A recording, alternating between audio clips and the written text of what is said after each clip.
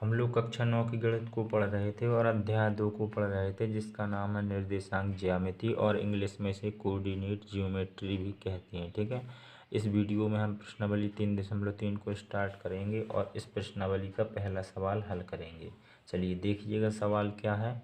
किस चतुर्थांश में या किस अक्ष पर बिंदु -2, 4, 3, -1 और इसी प्रकार से ये 3 पॉइंट और दिए गए हैं स्थित हैं। ठीक है ना, हमसे पूछा गया है कि जो ये हमें पॉइंट बिंदु दिए गए हैं ये किस चतुर्थांश और किस अक्ष पर स्थित हैं। ठीक है, आगे बोला गया है कार्तीय तल पर इनका स्थान निर्धारित करके अपने उत्तर सत्यापित कीजिए। ठीक है, कार्तीय तल का मतलब होता है XY तल। ठीक है, देखिएगा XY तल हम बनाते हैं और फिर इसे हल करते हैं।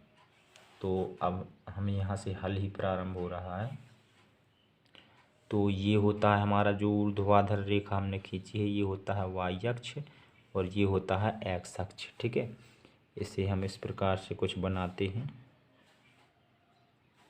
इसे हम X लिख देते हैं, यहाँ पर X डैश, ये Y होता है और ये हमारा Y डैश। चलिएगा देखिएगा, और अब देखिएगा यहाँ पर जैसे ही हमने X और Y अक्ष बनाए तो हमारा जो हमें 4 पार्ट दिखने लगे। ठीक है ना, यहाँ पर देखिएगा 4 पार्ट दिखने लगे।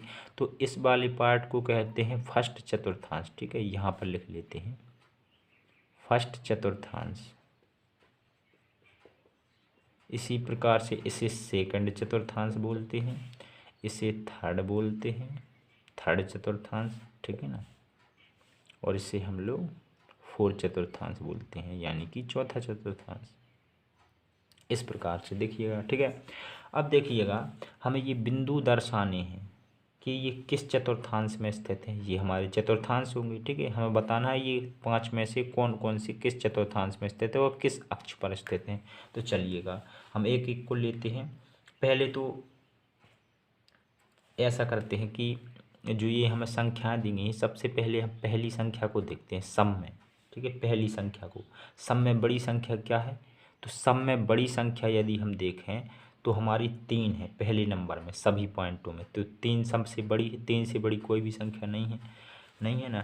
तो जो पहली संख्या होती है उसे हम एक्स अक्ष पर बनाते हैं। तो यहाँ से और स्टार्ट करते हैं, इसे हम ओ मान लेते हैं।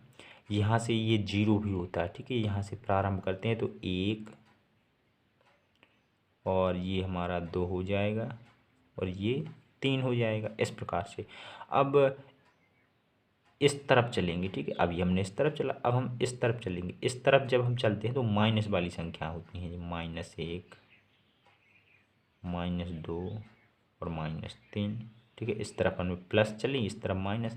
यही बिल्कुल तरीका होता है वाई अक्ष पर संख्याओं को चलने का, और वाई अक्ष पर दूसरे नंबर की संख्या चली जाती है। तो दूसरे नंबर पर देखिए सबसे बड़ी संख्या क्या है।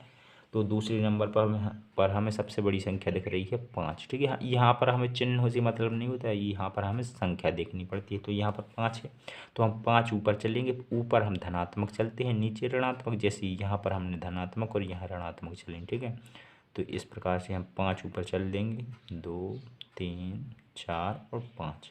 यहाँ पर हम लिख भी देंगे 1, 2, 3, 4 और 5। अब नीचे हम ऋणात्मक चलेंगे, 1, 2, 3, 4 और 5। माइनस वाली होती है नीचे, तो माइनस वाली हम लिख देंगे 5 तक। इस प्रकार से अब देखिएगा हम एक एक बिंदु को देखते हैं। तो पहला बिंदु है -2,4। तो पहला बिंदु है हमारा बिंदु -2,4। अब देखिएगा, तो हमने बताया पहली संख्या जो होती है हमारी एक्स अक्ष पर स्थित होती है और दूसरी संख्या वाई अक्ष पर। तो इसे देखिएगा ये कहाँ पर मिलेगा हमें, -2,4। तो -2 हम एक्स अक्ष पर ढूंढेंगे, ये हमारा एक्स अक्ष, ये है -2। अब हमें दूसरे पे ढूंढना है 4। तो 4 हमारा वाई अक्ष पर मिलेगा, तो 4 वाई अक्ष पर ये है, 1, 2, 3, 4। तो यानी कि एक्स अक्ष पर ये है, वाई अक्ष पर ये है। एक्स अक्ष से बढ़ाएंगे, से इस प्रकार से कुछ बढ़ाएंगे और वाई अक्ष से यहाँ को बढ़ाएंगे। ठीक है, और जहाँ ये दोनों रेखा, यहाँ से जो रेखा ये जा रही है और यहाँ से लिखा जहाँ पर भी ये प्रतिच्छेद करती हैं वही होता है हमारा -2,4। तो -2,4, ठीक है ना। ये हम साथ में कार्ती, ये पूरा हम कह लें तो ये हमारा कार्तीय तल होता है। ये कार्तीय तल पर हम बिंदुओं को स्थापित कर रहे हैं, ठीक है, उनका स्थान निर्धारित कर रहे हैं कि कहाँ है। और अब ये हमने बिंदु यहाँ पर मतलब कि दर्शा दिया। अब देखते हैं कि ये किस चतुर्थांश में या किस अक्ष पर स्थित है। तो ये किसी अक्ष पर तो स्थित नहीं है, क्योंकि अक्ष तो ये होते हैं। ये चतुर्थांश में स्थित है इस वाले में, और इस चतुर्थांश को क्या कहते हैं, सेकंड चतुर्थांश कहते हैं, ठीक है ना। तो हम कह देंगे कि बिंदु -2,4 सेकंड चतुर्थांश में स्थित है। बिल्कुल ठीक इसी प्रकार से हम सभी पॉइंटों को निकालेंगे और उनका वो स्थान निर्धारित करेंगे इस कार्तीय तल में, ठीक है ना।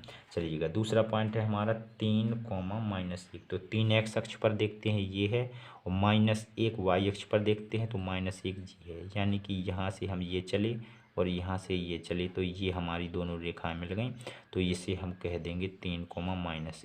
और ये 3,-1 किस चतुर्थांश में आ गए, चौथे चतुर्थांश में आ गए। तो यहाँ पर लिख देंगे हम 3,-1 4 चतुर्थांश में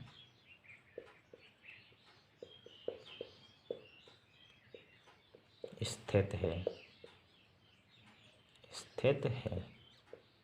चलिएगा, अब तीसरा वाला लेते हैं। तीसरा पॉइंट, तीसरा है हमारा -1,0। तो -1 हमें कहाँ मिलेगा, एक्स अक्ष पर ये है, और 0 तो ऊपर हम जा नहीं सकते हैं ना नीचे जा सकते, तो यहीं रहेगा। यानी कि -1 यही हो जाएगा हमारा -1,0। -1,0 ये बन गया। तो ये कहाँ है, ये देखिएगा एक्स अक्ष पर है। ये एक्स अक्ष पर है ना, ये हमारा एक्स अक्ष है, और यहाँ पर ये स्थित है। तो ये एक्स अक्ष पर, तो हम लिख देंगे -1,0 एक्स अक्ष पर स्थित है। अब चौथा पॉइंट देख लेते हैं। चौथा पॉइंट है हमारा 1,2। ये देखिएगा चौथा 1,2। एक हम एक्स अक्ष पर देखेंगे ये है, और वाई अक्ष पर 2 कहाँ है, ये है। तो हम 1 को ऊपर की तरफ बढ़ाएंगे, 2 को इस तरफ बढ़ाएंगे, ये दोनों यहाँ पर मिल गई हैं। तो ये हो जाएगा हमारा 1,2। ये किस चतुर्थांश में स्थित है, फर्स्ट चतुर्थांश में। किसी अक्ष पर तो है नहीं, तो फर्स्ट चतुर्थांश में रहेगा, ठीक है।